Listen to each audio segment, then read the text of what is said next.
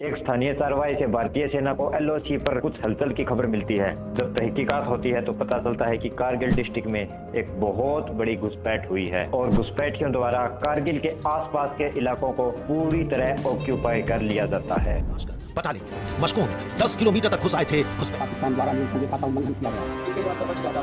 दुश्मन था वो डोमिनेटिंग हाइट्स पे बैठा था, ऊंचाई में बैठा था। इस युद्ध की वजह थी पाकिस्तानी सेना की नापाक साजिश।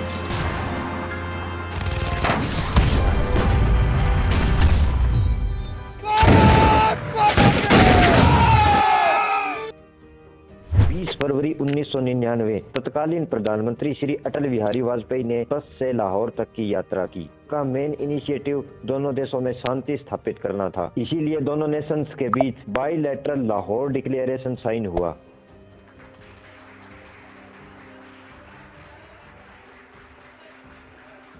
बेसिकली दोनों देश लाहौर डिक्लेरेशन में पीसफुली कश्मीर विवाद को सुलझाने के लिए एग्री हुए। दोनों देश 1999 तक न्यूक्लियर पावर्स बन चुके थे, इसीलिए दोनों देशों का कर्तव्य था कि एक दूसरे के खिलाफ न्यूक्लियर वेपन्स का इस्तेमाल नहीं करें। दोस्तों, ठीक इसी तरह साल 1972 में भी पीएम इंदिरा गांधी और पाक प्रेसिडेंट जुल्फिकार अली भुट्टो के बीच दोनों देशों में पीस एस्टेब्लिश करने के लिए एक शिमला एग्रीमेंट साइन हुआ था। मेनली इस एग्रीमेंट में था कि दोनों तरफ से वास्तविक नियंत्रण रेखा का उल्लंघन नहीं किया जाएगा और दोनों ही पक्षों की तरफ से छेड़छाड़ नहीं होगी।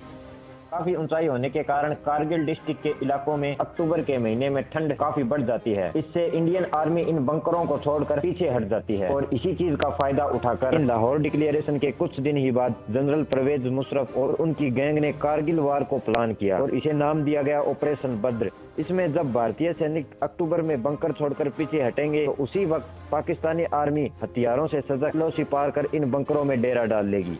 उनका पहला मकसद था नेशनल हाईवे 1A जो श्रीनगर को लद्दाख से जोड़ता है, उसे कम्प्लीटली कट ऑफ करना। 5 मई 1999 भारतीय सेना इस घुसपैठ का आभास होता है तो सेना की ओर से पेट्रोलिंग टीम को जानकारी लेने कारगिल भेजा जाता है। जब टीम वहां पहुंचती है तो उन्हें पाकिस्तानी सेना द्वारा पकड़ लिया जाता है और बहुत ज्यादा दर्दनाक यातनाएं दी जाती है। उसके करीब 4 दिन बाद 9 मई को कारगिल में स्थित भारत का गोला बारूद को नष्ट कर दिया जाता है। अब भारतीय सेना को भी आभास हो जाता है कि ये पाकिस्तान की ओर से बहुत बड़ी घुसपैठ हुई है। जवाबी कार्यवाही में भारतीय सेना की ओर से ऑपरेशन विजय शुरू किया जाता है।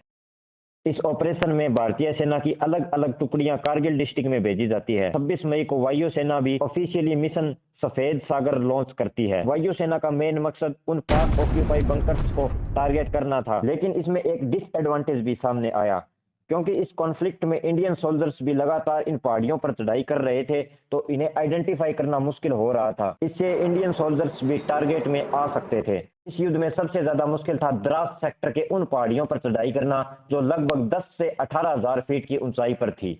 इस बात का दुश्मन को एक बहुत बड़ा एडवांटेज मिल रहा था। ऊंचाई के कारण इंडियन सोल्जर्स को टारगेट करना उनके लिए बहुत ही आसान हो गया था। द्रास सेक्टर में सबसे पहले मेजर पॉइंट टोलोलिंग माउंटेन था जो कि करीब 16,000 फीट की ऊंचाई पर था। आर्मी ने सबसे पहले इसी पॉइंट को टारगेट किया। बेसिकली प्लान बनाया गया कि माउंटेन को चारों तरफ से घेर कर इस पर चढ़ाई की जाएगी। टोलोलिंग पहाड़ी को रिकैप्चर करने के बाद सेना पॉइंट 5140 की तरफ बढ़ी। पॉइंट 5140 और टोलोलिंग पहाड़ी के बीच कुछ छोटे छोटे पॉइंट्स थे जिन्हें हम्प्स कहा जाता था। इन हम्प्स को रिकैप्चर करने के बाद सेना ने अलग अलग 2 गुट बनाए। क्योंकि पॉइंट 5140 टोलोलिंग पॉइंट से थोड़ा ऊंचा था, इसीलिए प्लान बनाया गया कि टोलोलिंग पॉइंट को 2 तरफ से घेरा जाएगा। इंडियन आर्मी पॉइंट 5140 को भी रिकैप्चर करने में सक्सेसफुल हुई, लेकिन आर्मी के सामने अब एक साथ 2 मुश्किलें खड़ी थी। पहला कि पॉइंट 5140 से एक और मेजर पॉइंट टाइगर हिल तक एक बहुत बड़ा स्लोप था और दूसरा टाइगर हिल की ऊंचाई भी करीब 18,000 फीट थी। जब 5140 पॉइंट से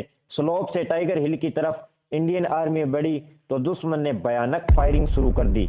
इस दौरान हमारी सेना से कई शूरवीर शहीद हो गए, लेकिन हमारी सेना के शूरवीर कहां रुकने वाले थे। एक बार फिर से आर्मी द्वारा प्लान बनाया गया कि टाइगर हिल को भी तीनों ओर से घेर कर चढ़ाई की जाएगी। टाइगर हिल की चढ़ाई करने के बाद दुश्मन को वहां से पूरी तरह खदेड़ दिया गया और आखिरकार 8 जुलाई को भारतीय सेना ने टाइगर हिल पर फिर एक बार तिरंगा लहरा दिया। दोस्तों, इस युद्ध में करीब 527 भारतीय शूरवीरों ने बलिदान दिया और करीब 4,000 घुसपैठियों को मौत के घाट उतार दिया। आने वाली वीडियोज में हम हर उन शूरवीरों का जिक्र करेंगे जिन्होंने कारगिल युद्ध के विजय में अहम भूमिका निभाई। अगर आपको वीडियो अच्छी लगी तो और लोगों तक भी जरूर शेयर करें। मिलते हैं अगले वीडियो में, तब तक बहुत बहुत धन्यवाद।